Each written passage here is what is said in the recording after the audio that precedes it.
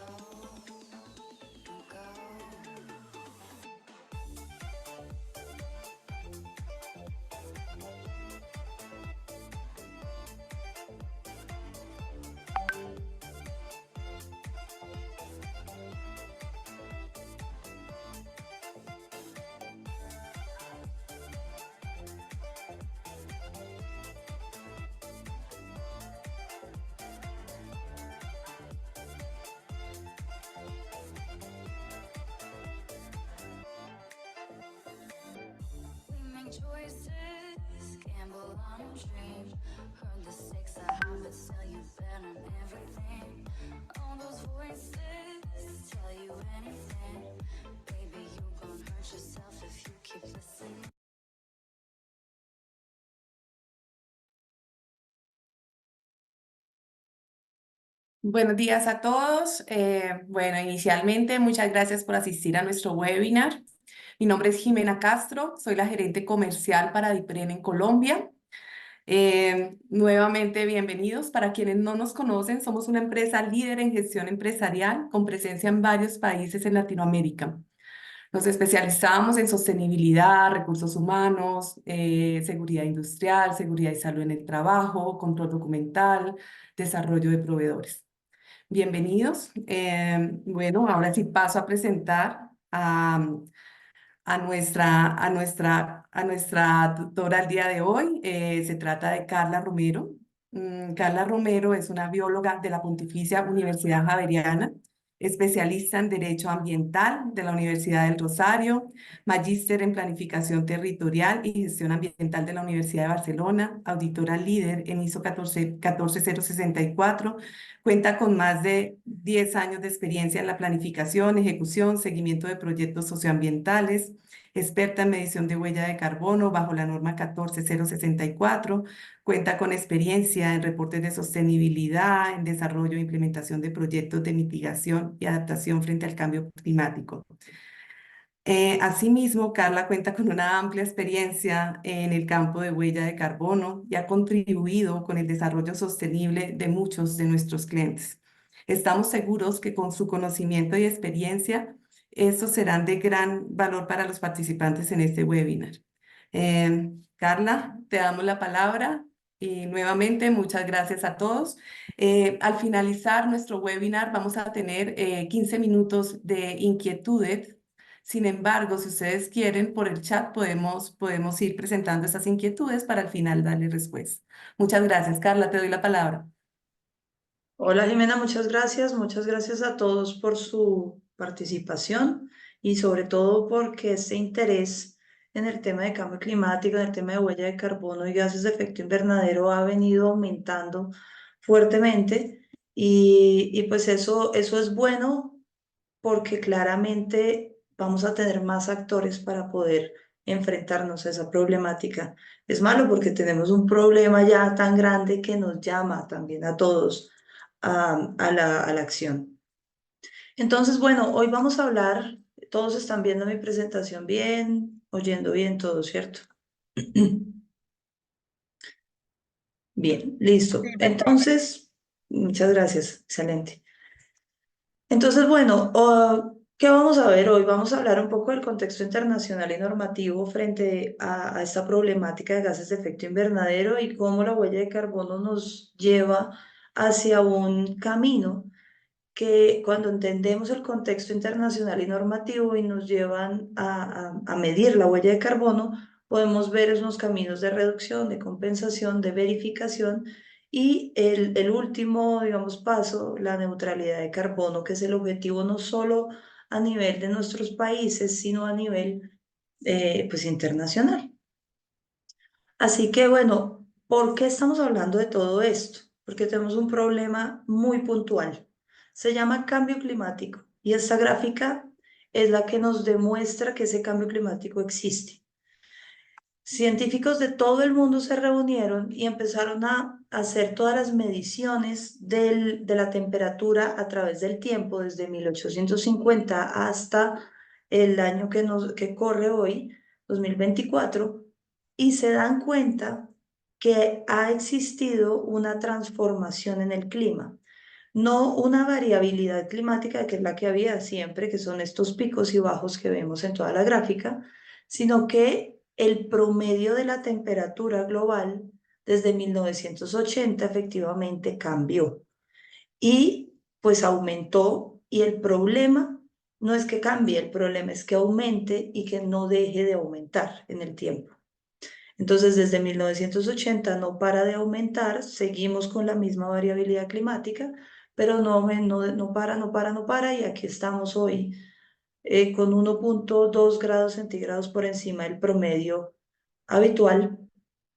Y ese es nuestro problema y esa es nuestra preocupación a nivel ya, digamos, de especie, ¿no?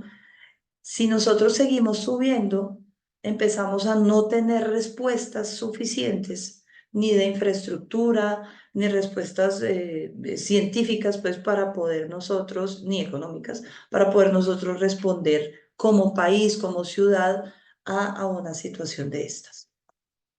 Por esa razón, todos los países miembros de las Naciones Unidas, 193 países en su momento, se reunieron y hablaron de este problema y dijeron, necesitamos generar un compromiso mundial donde todos los países vayamos al mismo lugar.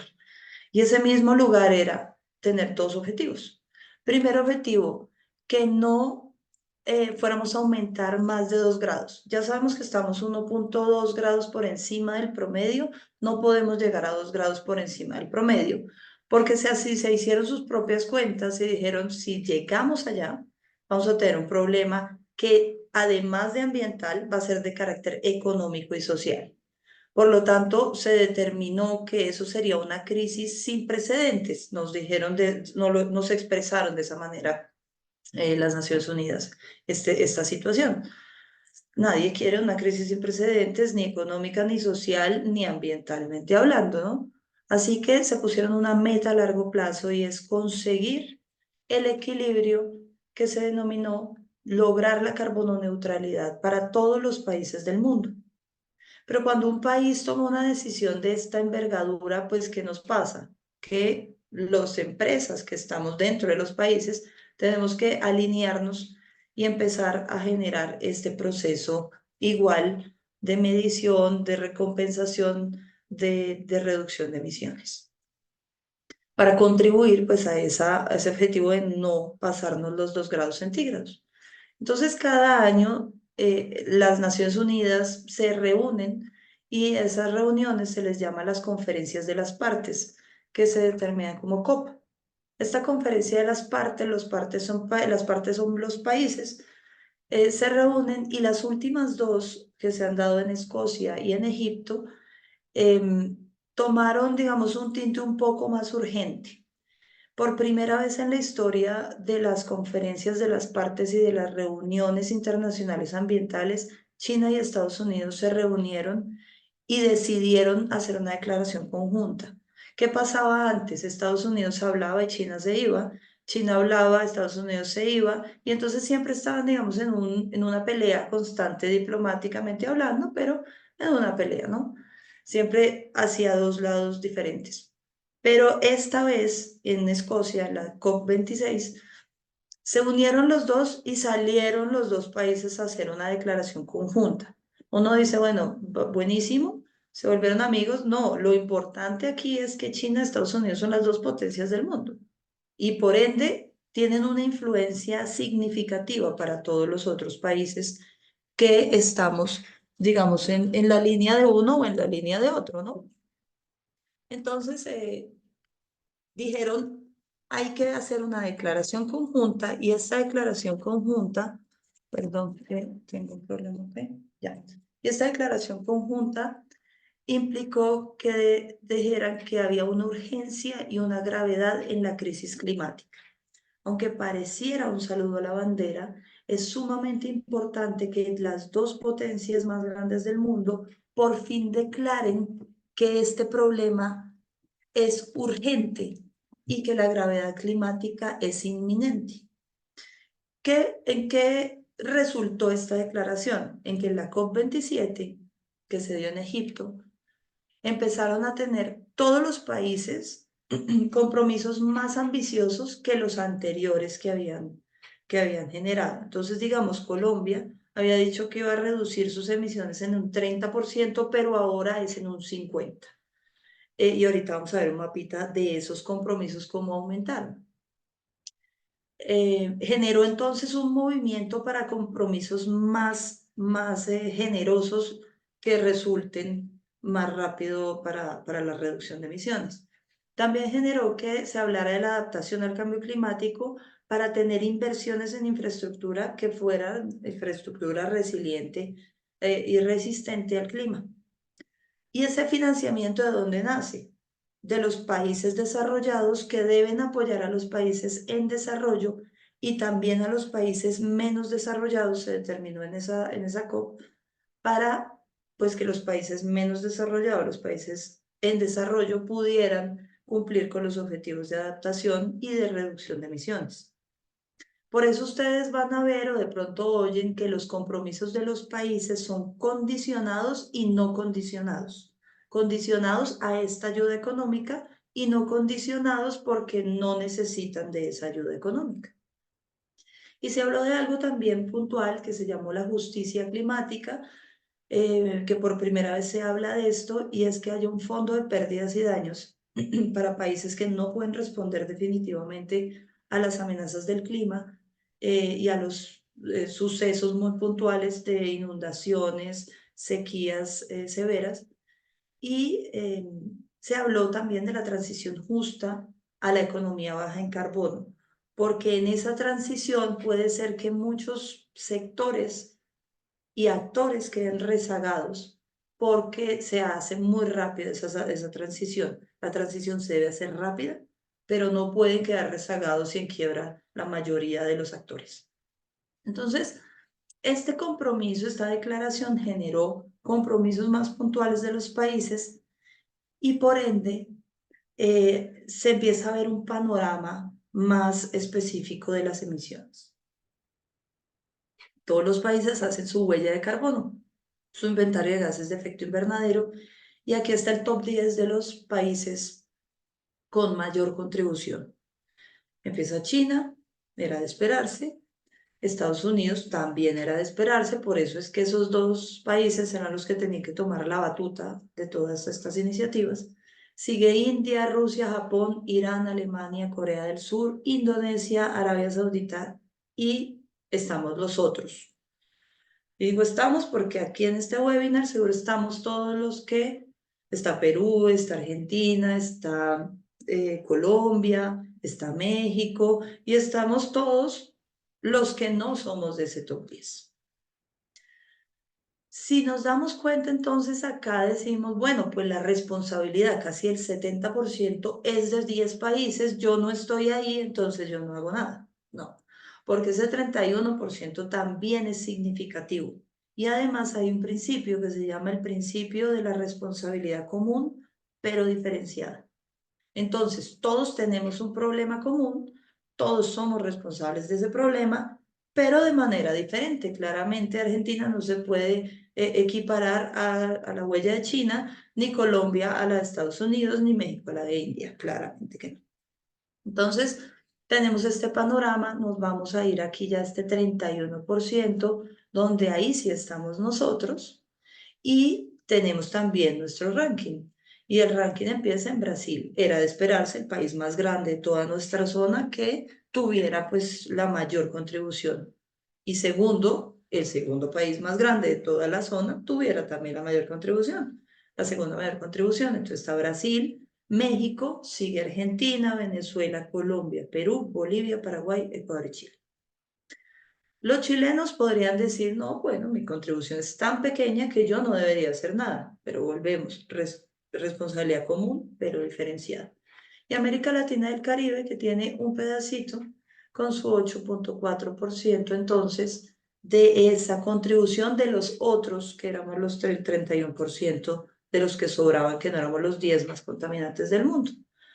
Entonces, este es nuestro panorama. Los países dijeron, este es mi panorama, entonces, ¿qué tengo que hacer?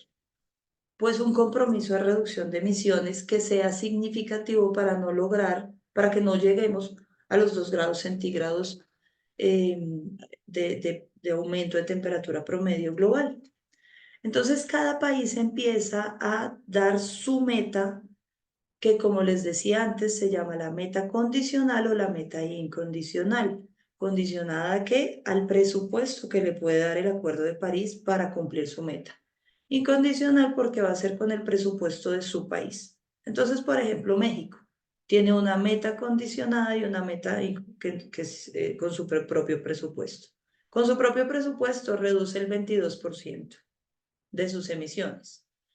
Y con el presupuesto, con la ayuda de los países desarrollados, logrará el 40% de sus emisiones reducidas. Perfecto.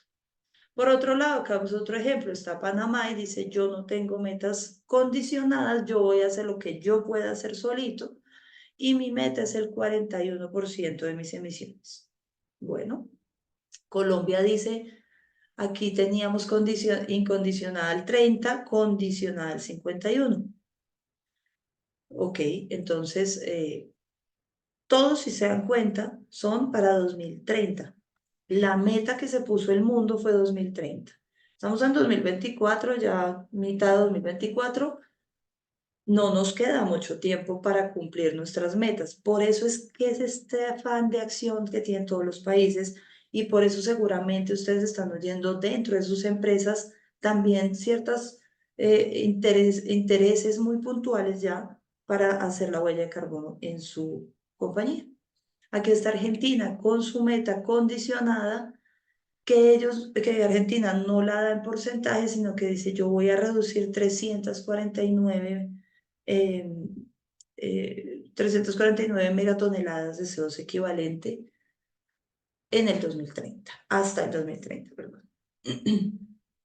Y por acá vemos a Chile con 95 megatoneladas de sus, perdón, millones de toneladas, no eran megatoneladas, millones de toneladas de CO2 equivalente y Argentina 349 millones de toneladas. ¿Qué quiere decir esto? Ninguna meta de ningún país es obligatoria, pero el Acuerdo de París es un acuerdo de voluntades y cada país se obligó voluntariamente a cumplir esa meta. ¿Por qué se logró esto así? Porque antes teníamos el protocolo de Kioto y antes no era una voluntad, sino una obligación y no funcionó. Entonces se mutó a un acuerdo de voluntades, que es el Acuerdo de París, donde los países se obligaban voluntariamente a cumplir las metas que se pusieron ellos mismos. Así que todos, obviamente aquí traigo los de nuestra región, está China que dice que va a hacer la reducción del 60% de sus emisiones, está Estados Unidos que dice que va a hacer la reducción del 49% de sus emisiones, y bueno, ojalá que todo esto sea real y se cumpla, porque finalmente los que vamos a soportar o no una situación compleja en el clima, pues somos nosotros en cada uno de los países donde estemos, unos en mayor medida y otros en menor medida, según la adaptación de nuestro país. Entonces, para esto es necesario que los países midieran su huella, ¿no? Pusieron sus metas, pero hay que traer esa herramienta ya a nuestras manos. Los países hicieron su tarea, ahora nos toca a nosotros hacer la tarea y la tarea es medir nuestras emisiones, ver cuál es mi responsabilidad común pero diferenciada, obviamente, en mi compañía. ¿Y qué es la huella de carbono? La huella de carbono entonces es una herramienta de gestión empresarial que le permite a la empresa que la mida tomar decisiones estratégicas que generen valor. Eso suena muy bonito, pero me dice, bueno, ¿y cómo se hace eso? Primero debo cuantificar los gases de efecto invernadero en mis actividades, identificar cuáles son las actividades que tengo en mi compañía. Y de esas actividades en donde estoy utilizando combustible, donde estoy utilizando energía, donde estoy utilizando papel, donde genero aguas residuales, residuos sólidos, donde estoy utilizando gases refrigerantes, donde utilizo extintores, y así sucesivamente. Tengo mi lista de fuentes de emisión y esas fuentes de emisión multiplicadas por el factor de emisión de cada uno de los países, y es importante que hagan esa búsqueda para que sea lo más exacto posible su inventario. Los factores de emisión, o sea, los coeficientes numéricos que nos determinan cuántas emisiones de CO2 o de metano o de óxido nitroso estoy llevando yo a la atmósfera por una actividad específica de quema de combustible, por ejemplo, son por cada país, son diferentes. Colombia tiene sus propios factores de emisión, Chile tiene sus propios factores, Panamá, Argentina, México, Brasil, Perú, todos tenemos cada uno nuestros factores de emisión y usualmente son proporcionados por el Ministerio o de Minas y Energía o el Ministerio de Medio Ambiente de cada país. Hay algunos países que tienen sus reportes. Los que no lo tienen, tenemos el global, que son unos factores de emisión que se denominan por defecto y son factores de emisión que nacen de las Naciones Unidas, de las directrices del IPCC. Entonces uno mide su huella y le da un número por cada una de las actividades que hace. Y ahí es cuando puede la empresa tomar decisiones estratégicas, porque ahí se va a dar cuenta si debe hacer reducción de algún proceso o puede mejorar un proceso, o se da cuenta que está utilizando más recursos en ese proceso de lo que realmente necesita. Y la mayoría de veces es así. O que tiene una fuga, que debe hacer un mantenimiento y de esa manera pues logra tomar decisiones para disminuir los costos de funcionamiento, produciendo igual o más con el mismo costo y generando menos emisiones. A eso es a lo que se le denomina el crecimiento bajo en carbono. No debe crecer, las empresas deben aumentar siempre, pues la gracia de todo es que sean más grandes cada día, pero que crezcan siendo sostenibles en términos de gases de efecto invernadero, pero sean sostenibles económicamente hablando, claro está. Así que la huella es esa herramienta que les permite a ustedes tomar las decisiones y medir cómo están utilizando los recursos al interior de su compañía. Cuando uno mide la huella de carbono, debe reportarla bajo un estándar. Y ese estándar es la ISO 14064, parte 1. Ese estándar dice que se debe reportar de la categoría 1 a la categoría 6. Y aquí este es un cambio de chip, porque antes nos decían que era alcance 1, 2 y 3. Y yo creo que todavía muchos tenemos eso por ahí interiorizado. Alcance 1, alcance 2 y alcance 3 de las emisiones de gases de efecto invernadero. Alcance 1 se volvió categoría 1, que es emisiones directas de la compañía, las propias, las que yo controlo y opero. Alcance 2 se volvió categoría 2, digamos que ahí estamos iguales. Categoría 2, emisiones indirectas, quiere decir que no se producen en la compañía, pero que se producen en otro lugar para que yo las pueda usar. Entonces, por ejemplo, aquí es la energía del Sistema Interconectado Nacional. Las emisiones no se dan en mi compañía cuando yo prendo la luz, pero sí cuando se produce la energía en la termoeléctrica o en la hidroeléctrica o en donde sea. Y entonces viene, importo esa energía y entonces es una emisión indirecta proveniente de la energía que yo estoy utilizando. Alcance 2, categoría 2. Y aquí es donde viene el cambio, donde antes nos decían alcance 3 y ahora ese alcance 3 sería categoría 3, 4, 5 y 6. La categoría 3 son todas las emisiones indirectas causadas por el transporte. ¿Transporte de quién? De un tercero, porque es indirecta. Pero ese tercero trabaja para que yo lleve mis insumos o traiga los insumos o me mueva dentro de mi compañía. Categoría 4. Todas las emisiones indirectas son de otros, pero causadas por productos y servicios utilizados por la organización. Todo lo que yo compre, todos los materiales que estoy utilizando para mi operación van en esta categoría y todos los servicios que yo estoy contratando, por ejemplo, aquí les puse residuos sólidos y aguas residuales. Yo genero esos residuos en mi compañía y las aguas residuales, pero se van o por un contratista que viene y lo recoge y hace un tratamiento específico o lo llevo al alcantarillado o lo llevo a un relleno sanitario. Entonces, la emisión se va a dar por fuera de mi organización, por eso es indirecta, pero la responsabilidad es mía.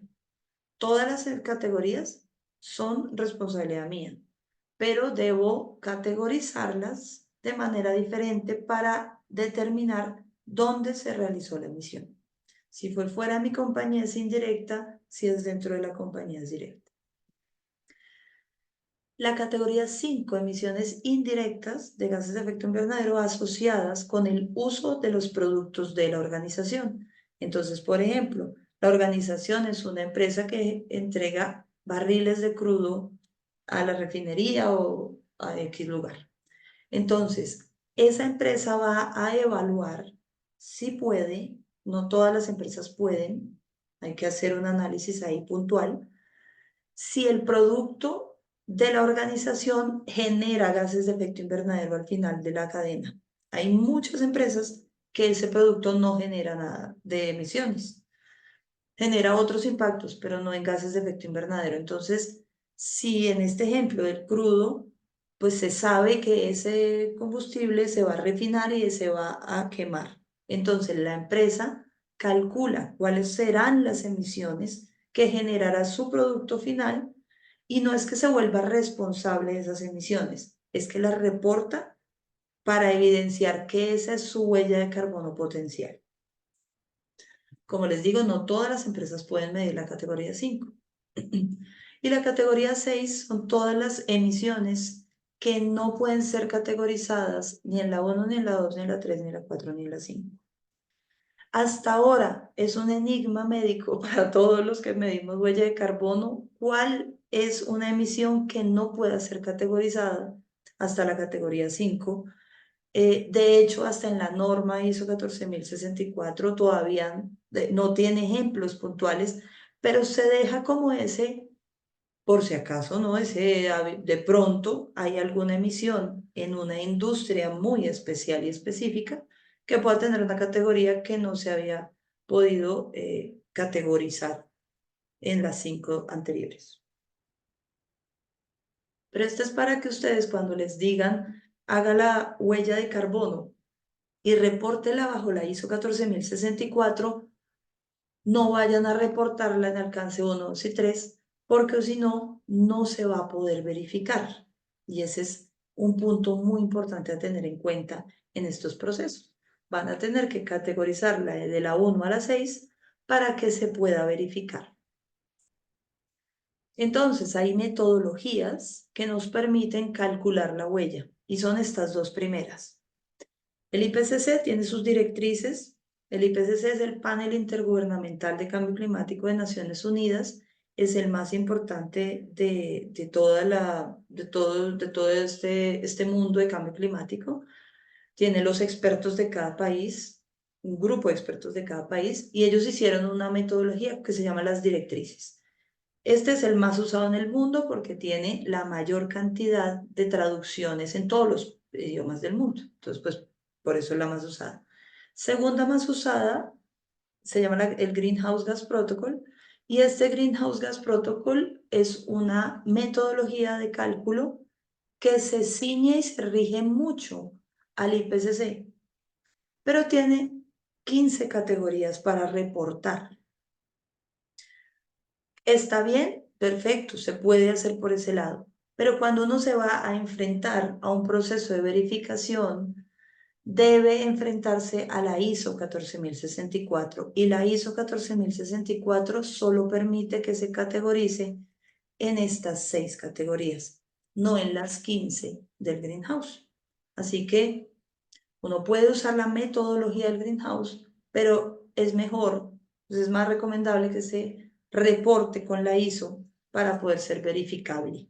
Ninguna empresa acreditada verifica un cálculo de huella de carbono que no esté bajo la ISO 14064. Pero bueno, este es el panorama, ¿no? Están las dos metodologías, ustedes eligen cuál quieran usar, son muy iguales, muy parecidas, de verdad, el IPCC y el Greenhouse, y está el estándar de reporte. Estándar de reporte que tiene 3 partes. La parte 1 es la que nos importa a nosotros como compañía para hacer el reporte. La parte 2 es para proyectos, que no aplica aquí, y la parte 3 es para los que van a verificar, o sea, esa tercera parte. Así que no, tampoco le aplica a la compañía. Y ese proceso de verificación empezó a tomar mucha fuerza porque las compañías empezaron a medir su huella sin ayuda de terceros. Entonces miden su huella, pero quieren que un tercero verificador les dé ese aval de que esto está bien, de que esa medición está bien realizada. Y ese proceso de verificación, como les decía, es con la parte 3.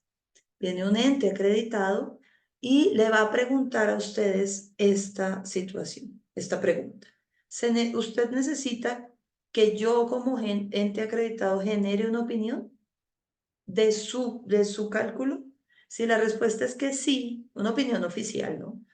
Entonces van a ir al proceso de verificación y van a tener como resultado una opinión o declaración de la verificación.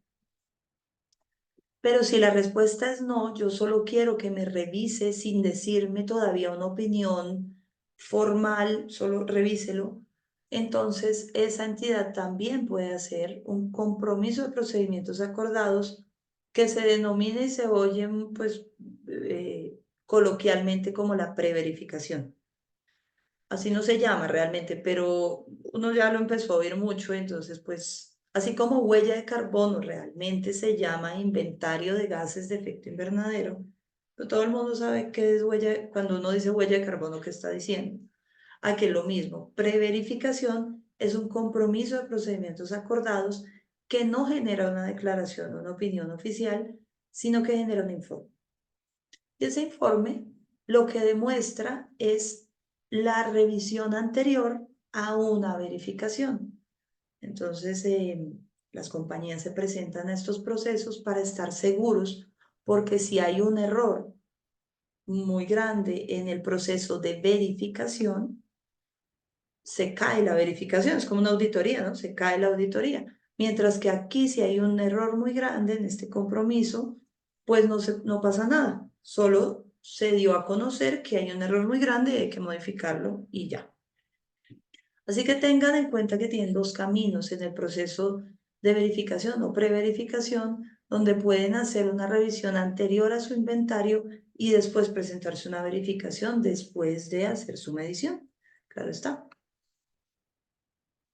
Les van a aplicar 5 criterios que tienen que tener en cuenta desde el principio, cuando empezaron a hacer su huella. Integridad, coherencia, exactitud, transparencia y pertinencia.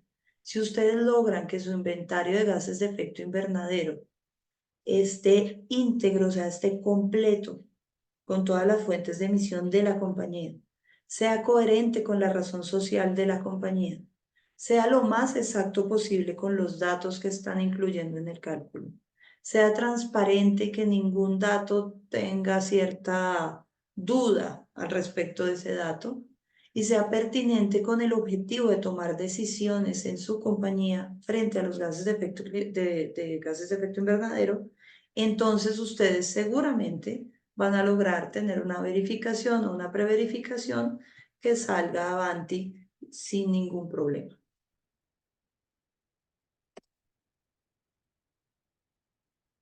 ¿Qué hago después de medir la huella y verificarla? O de medirla solamente sin verificarla.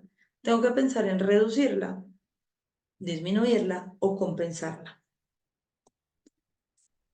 ¿Por qué digo o compensarla?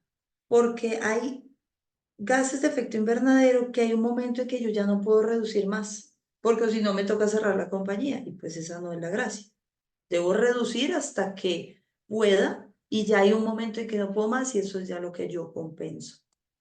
Entonces, en resumen, mido la huella, ¿qué hago ahí? Diagnostico y conozco mi línea base, mi situación actual.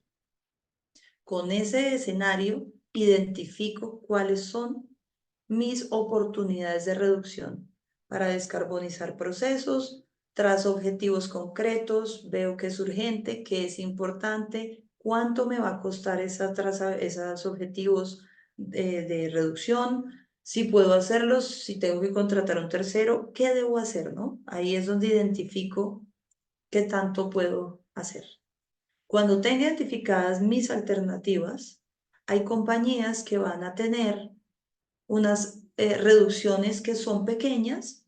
Digamos que la huella de carbono de esa compañía dio 100.000 toneladas.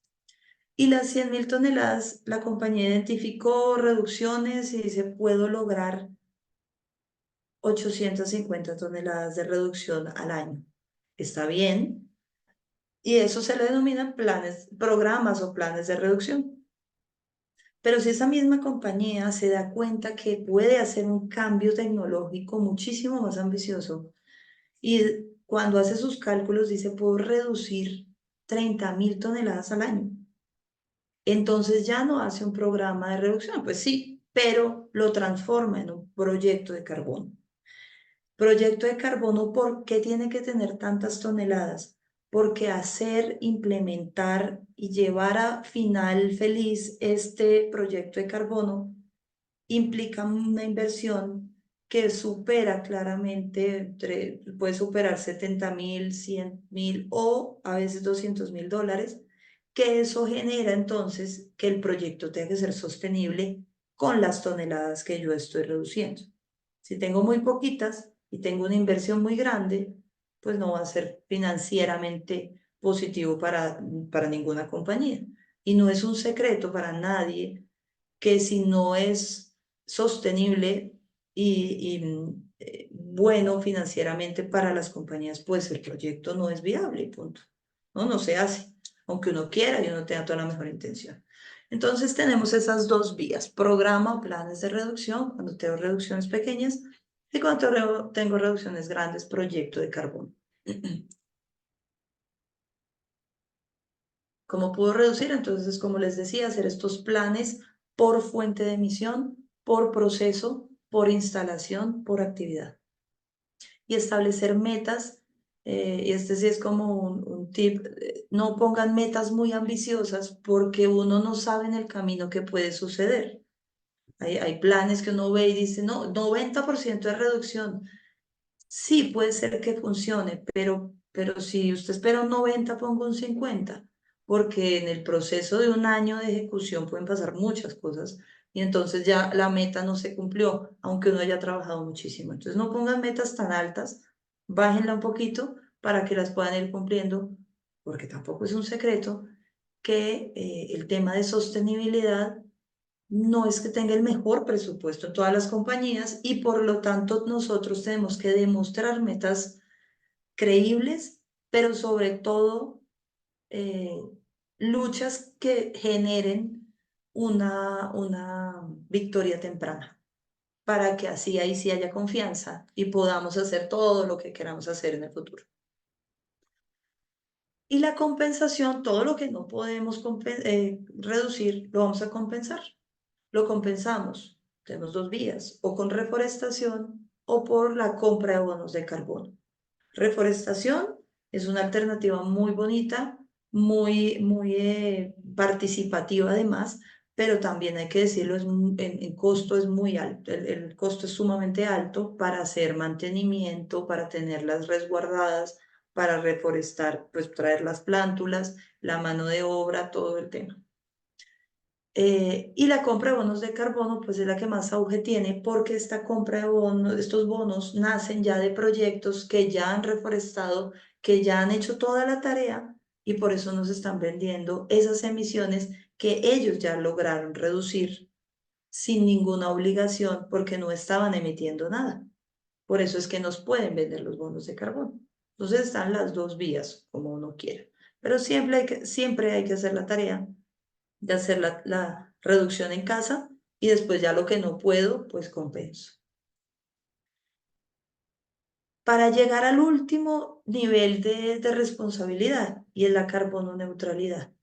Esta carbono neutralidad se logra con la Paz 2060. Eso es una norma de Reino Unido, que es la única norma existente hoy en el mundo que nos ayuda a ser carbono neutrales y que se puede certificar para ser carbono neutrales.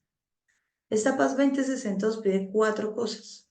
Nos dice, mida su huella con una metodología como el IPCC o el Greenhouse, reporte su huella con la ISO 14064 porque debe ser verificada, haga un plan de reducción, el primer año su plan de reducción muy bien montado, segundo año el plan de reducción ejecutado con demostración que lo está ejecutando, y lo que no pueda reducir, compénselo, y esa compensación debe ser del 100% de las emisiones residuales que no pudo reducir.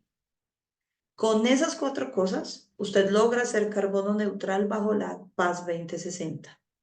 Aquí esto está resumido, ¿no? Mida la huella, verifique la huella, tenga un plan de reducción y compense el 100% de emisiones residuales. Con eso cumplió el objetivo no solo suyo, sino el objetivo de la empresa, claro, el objetivo del país, ser carbono neutrales en el 2050 y y el objetivo de las Naciones Unidas. Y para ser, pues claro, es el objetivo de la humanidad, ¿no? Ninguno de los que estamos presentes, ninguno de los que habita hoy la Tierra quiere tener 2 grados centígrados por encima del promedio de temperatura, porque ya estamos viendo lo que significa tener un grado centígrado por encima. Aumentan inundaciones, el calor es insoportable en ciertos lugares, las sequías empiezan a generar ya cambios en la forma de vivir de todos, y eso claramente no lo queremos. Por ejemplo, hoy en Colombia estamos, y en Bogotá específicamente, estamos en un proceso de sequía tan grande que no podemos, que tenemos todas las semanas un día sin agua, todos los barrios, todas las localidades de la ciudad, cuando estamos rodeados de páramos que nos proveen agua. O sea, la sequía es tan grande que no podemos, no nos llega el agua ni siquiera. Entonces, pues esta es una meta claramente de país, es una meta de las Naciones Unidas, es una meta global, pero es una meta de especie. Nosotros somos la especie dominante porque nos adaptamos a todos los climas. Bueno, ahora nos toca adaptarnos a esta nueva realidad. Y esta nueva realidad es que ya estamos aumentados 1,2 grados por encima del promedio de temperatura. No podemos llegar a los 2 porque ningún país del mundo en sus cuentas dijo que lograría soportar económica ni socialmente esa situación. Y por eso es que debemos caminar esa ruta hacia la carbono neutralidad, que implica medir la huella, generar el reporte, verificarnos, hacer el plan de reducción, compensar lo que no podemos reducir para lograr, sí, la certificación de la Paz 2060, ser carbono neutrales, cumplirle al país, cumplirle a todos, pero cumplirnos realmente a nosotros mismos. Ese es el objetivo. Esta era la información que les traíamos hoy en este espacio webinar, donde les agradecemos obviamente su interés, y por lo tanto ahora muchísimas gracias por su atención muy juiciosa del tema, y ahora, bueno, todas las preguntas que tengan, por favor, eh, envíenlas, o bueno, cuéntenos qué dudas les quedaron. Hola a todos. Bueno, muchas gracias Carla por esta gran presentación. Queremos informarles que enviaremos por correo la grabación de este webinar, así tendrán acceso a todos los detalles y el contenido. Y bueno, tal como dijo Carla, a continuación abrimos un espacio para preguntas y consultas. Invitamos a todos a exponer sus dudas. Pueden hacerlo a través del chat o activando sus micrófonos. Gracias.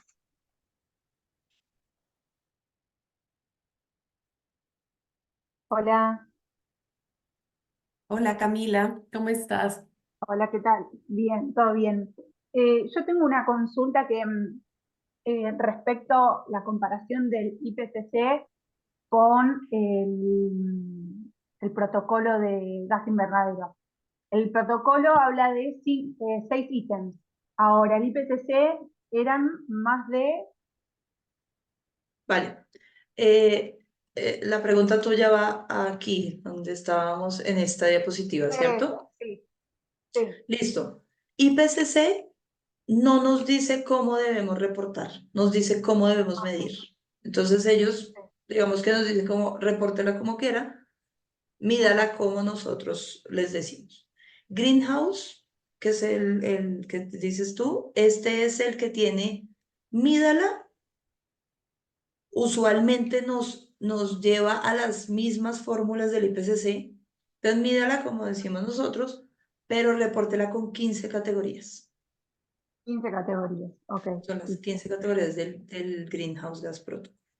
Y la ok, ISO es la que dice, yo no le voy a decir cómo mide porque yo soy un estándar de reporte, remítase a las metodologías del IPCC o de Greenhouse, pero reporte con las 6 categorías mías para que pueda ser verificable. ok, perfecto. Ahí entendí mejor. Gracias, ¿eh? Buenísimo. Dale, Camila.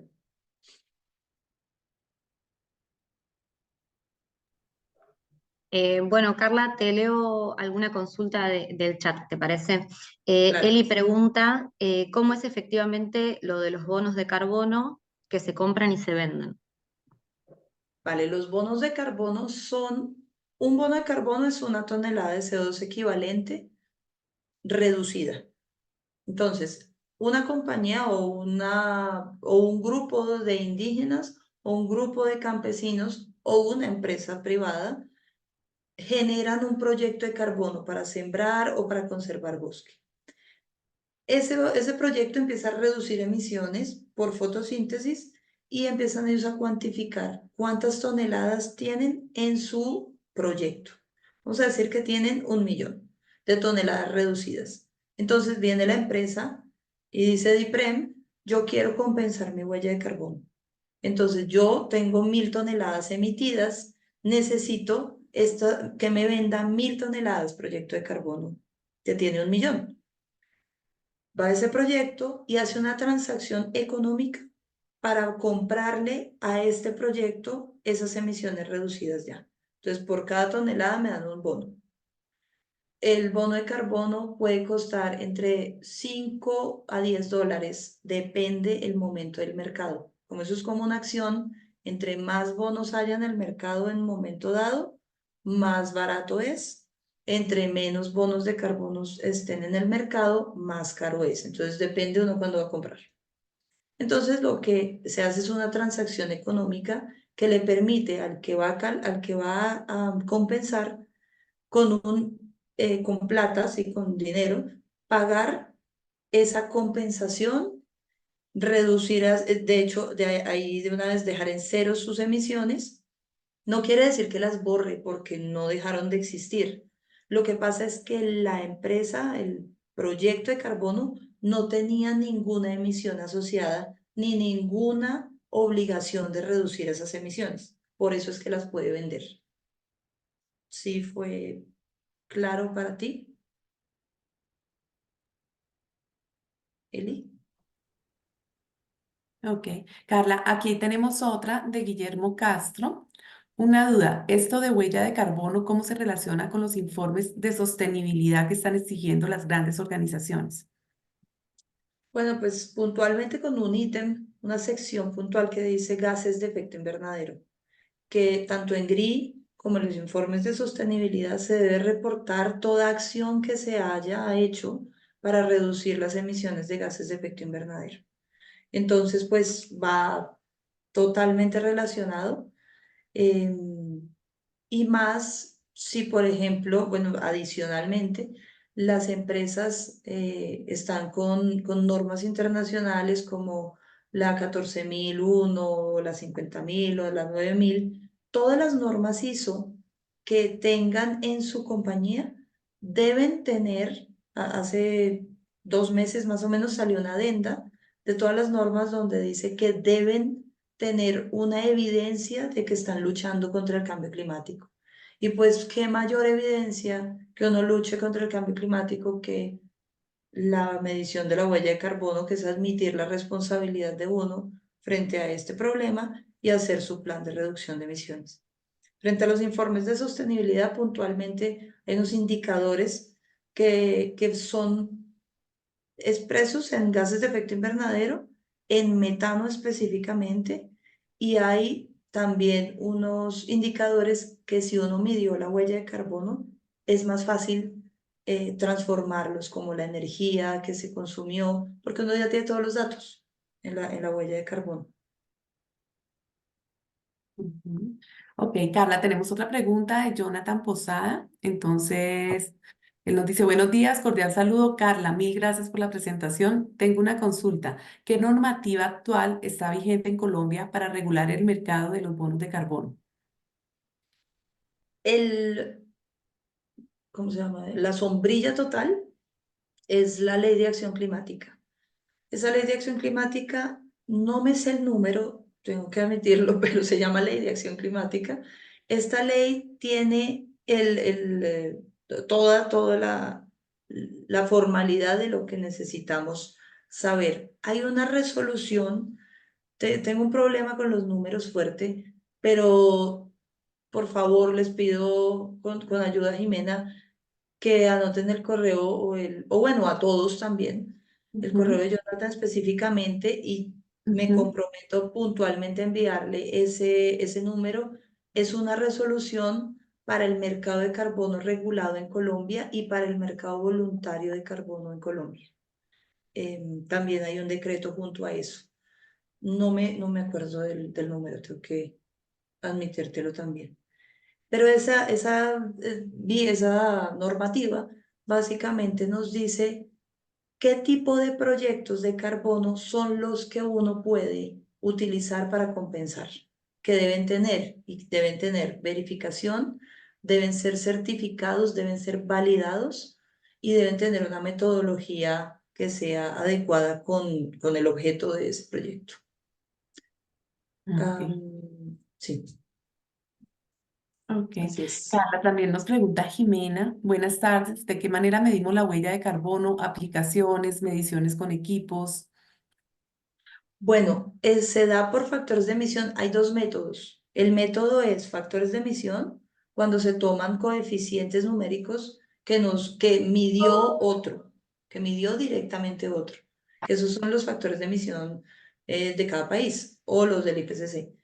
Pero hay otra forma que es el método directo, que es donde se utilizan equipos específicos, pero la relación del costo al resultado, la diferencia, digamos, si yo mido con factores de emisión me da 1000 toneladas y si mido con directo me da 1100, pero si mido con factores de emisión me demoro 1 o 2 meses, me puede costar, vamos a poner 1 peso, pero cuando lo mido directo, me puede demorar 1 o 2 años y el valor puede ser 1000 pesos. Entonces, la diferencia que hay entre un método y otro es tan alta que por eso es que siempre cuando uno va a medir la huella de carbono, se hace por factores de emisión con estimaciones matemáticas. Ok. Bueno, tenemos otra consulta de medio ambiente. Dice, buenos días, una duda. ¿Por qué medio puedo obtener la certificación de la ISO 14068? La La 14. 14068 es todavía un borrador. La 14068 es un borrador de carbono neutralidad, pero todavía es un borrador, no ha salido. Si te referías de pronto a la 14064, en la página de la ISO se puede encontrar toda la norma y hay que buscar un ente que esté acreditado para hacer las verificaciones en el país donde uno esté. Ujú. Ok.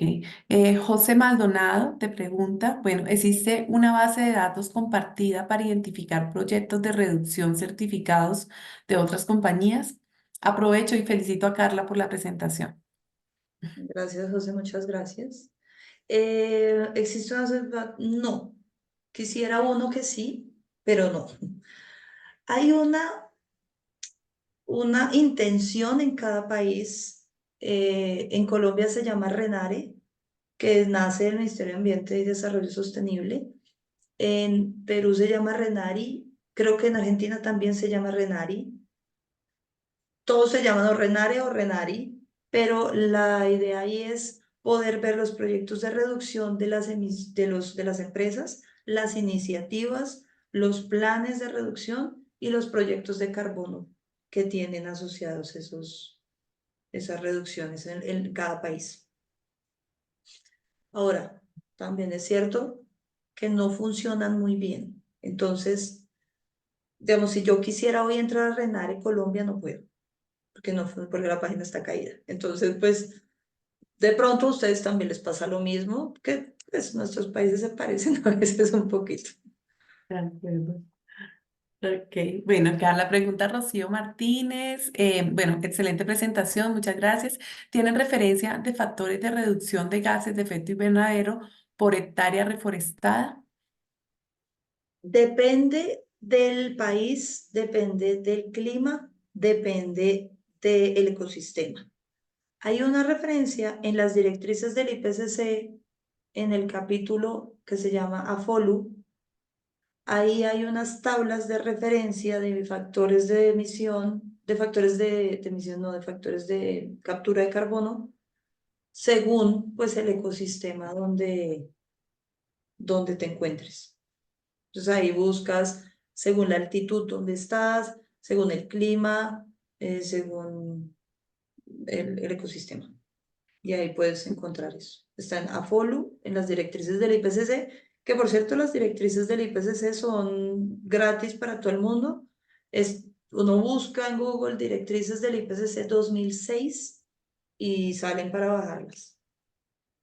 Y están pues, en todos los idiomas, entonces está fácil.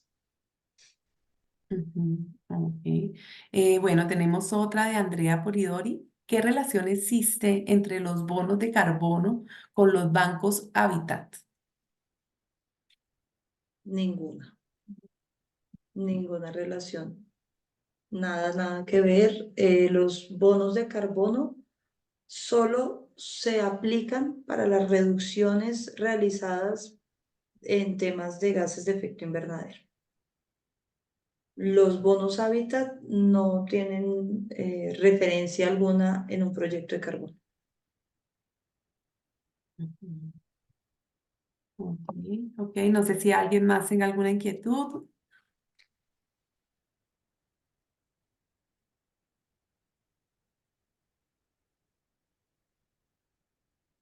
¿Ok? Ok, creo que no, creo que no. Creeríamos que estamos Ujú. Creeríamos que con la no. respuesta, ¿cierto? Ajá. Sí, no, no, no, no, no. Acá no veo más.